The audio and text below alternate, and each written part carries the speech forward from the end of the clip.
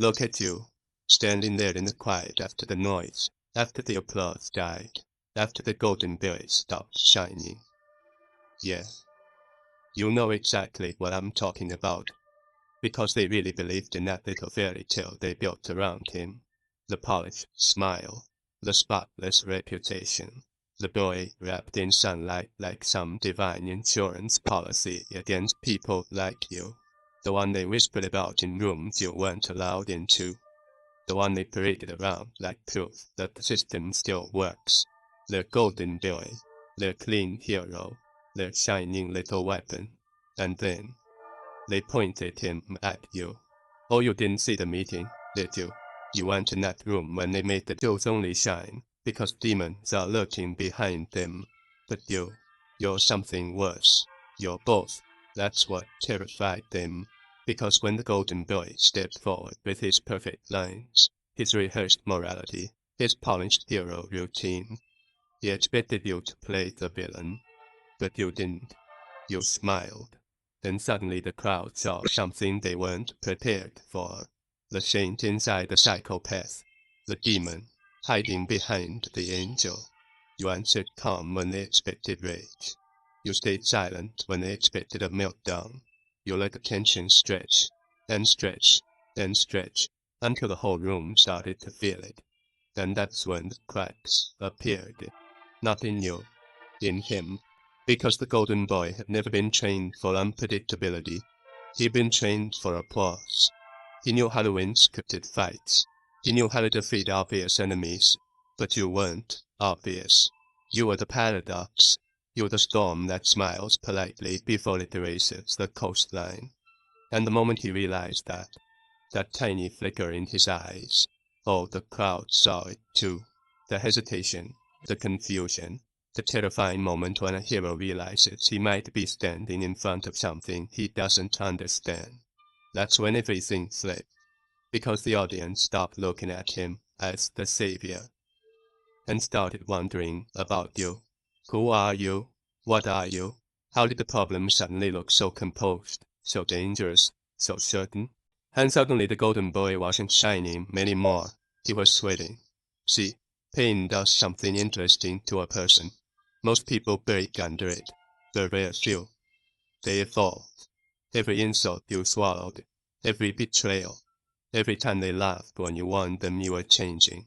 All of it was fuel. Every wound carved another layer of the version of you that needed their approval. Until what remained was something they couldn't categorize. Not a hero, not a villain, something in between, something unpredictable.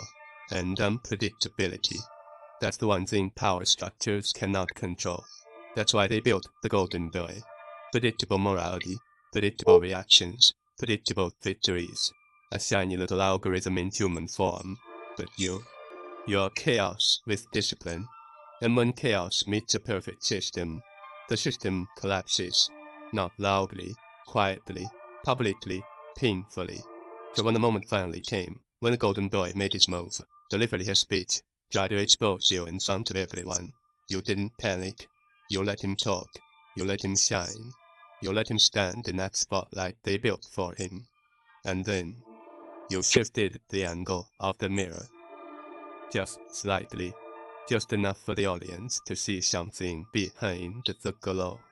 Something human, something flawed, something scared. And in that moment, the myth cracked. Not shattered, cracked. Which is worse. Because when a myth shatters, people move on. But when it cracks, everyone keeps staring at the fracture. And suddenly their golden boy wasn't a legend anymore. He was a lesson, your lesson. A public one. The kind that spreads through whispers after the room empties. The kind people replay in their heads at night. How did that happen? How did you lose control of the narrative? How did you stay so calm? Because they still don't understand the secret you learned the hard way. Pain is an evolution engine. Every time they try to break you, they are actually shutting down the parts of you that made you predictable. And what's left now? What's left is terrifying. Because now you can smile like a saint while thinking like a psychopath. You can walk into a room like an angel while carrying the strategy of a demon. You can look harmless while rewriting the entire game. That's why they're nervous now. Not because you defeated their golden boy, but because you exposed something deeper. You exposed the lie that heroes are untouchable. You exposed the truth that reputations are fragile. And worst of all, you showed them that the person they underestimated the most is the one rewriting the story now. So go ahead. Let them keep polishing new golden boys. Let them keep building new heroes. Let them keep pointing them in your direction, like shiny little weapons. Because every time they do, you learn more. You evolve more. You sharpen that paradox inside you. The angel that can destroy. The demon that can inspire. The saint that smiles while chaos unfolds. And the next time they send someone after you, it won't just be a fight. It'll be another lesson. Another myth cracking in public. Another reminder that the most dangerous person in the room is the one who stopped needing the room's approval a long time ago. And that person is you. Oh, you're still here. Good. Because the part they never tell you about moments like that, the moment the golden boy cracked under the spotlight, is what happens after the room goes quiet. That silence. That's not peace. That's calculation. See, when the champion stumbled, when the perfect story they rehearsed started collapsing in real time, the crowd didn't just watch him, they started watching you differently. Not with sympathy, not with admiration, no, with curiosity. And curiosity is dangerous, because curiosity is the first step toward doubt. And doubt is the virus that destroys empires. Up until that moment, their world was clean, simple, comfortable. Heroes win, villains lose, golden boys shine. People like you stay in the shadows. But you broke the symmetry. You walked into their neat little equation, and turned it into a paradox they couldn't solve. Because they expected rage from you. They expected the loud villain, the one who screams, the one who reacts, the one who proves the hero right, by behaving exactly the way the hero predicted. But instead, you did something far more disturbing. You stayed calm.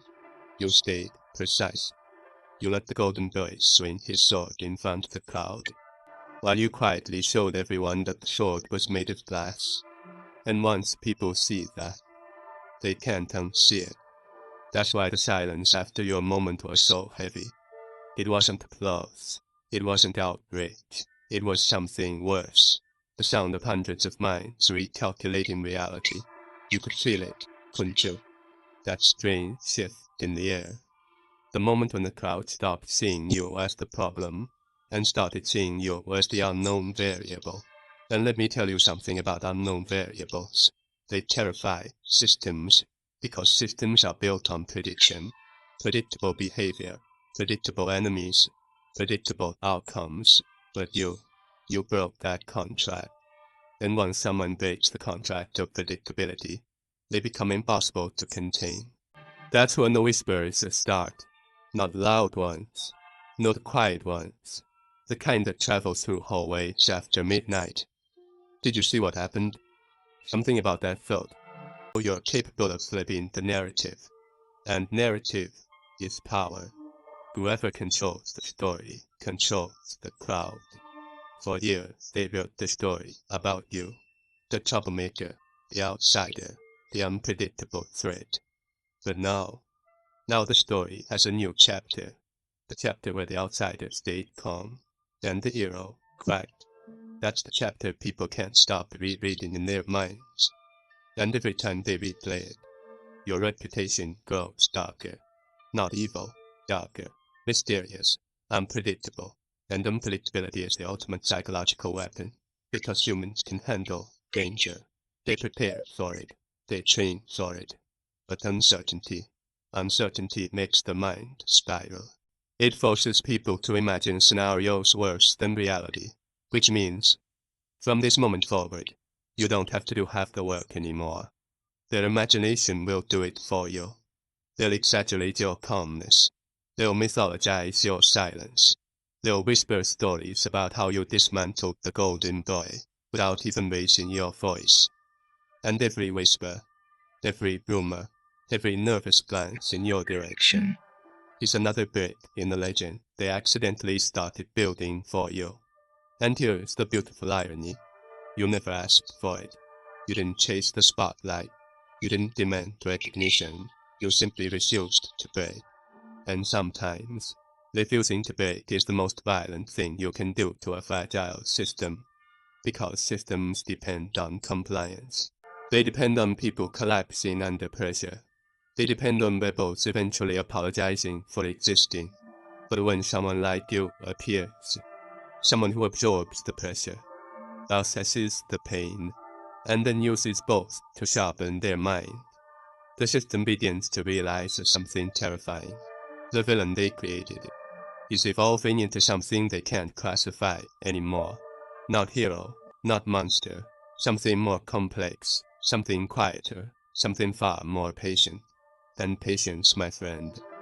Patience is the most dangerous weapon in the entire psychological arsenal. Because while they're busy rebuilding another golden boy, you're still evolving, still learning, still becoming the kind of force that doesn't just win fights, but changes the rules of the arena itself. And the scariest part, you're only getting started. Listen carefully, because this is the part of the story where most people misunderstand what just happened.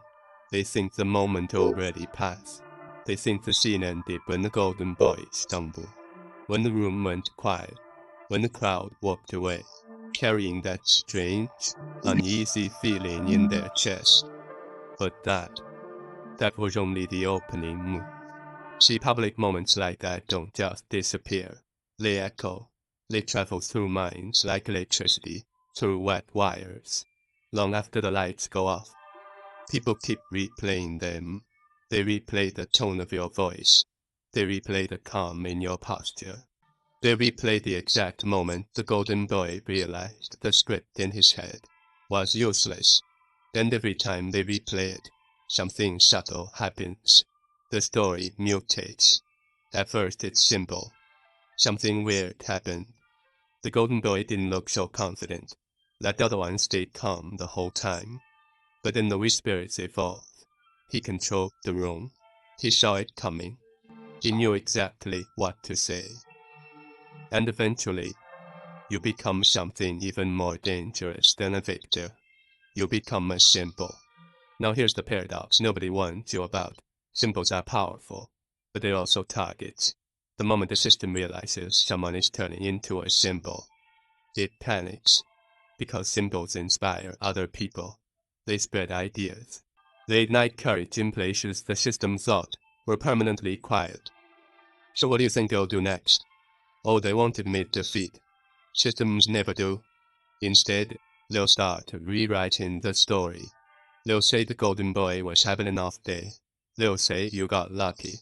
They'll say the moment was misunderstood. They'll try to shrink what happened into something manageable. Because the truth is too dangerous. The truth is that someone they underestimated just revealed a terrifying combination of traits. Awareness, patience, and unpredictability. That combination is rare. Most people have one of those qualities. Maybe two, if they're lucky. But when someone develops all three,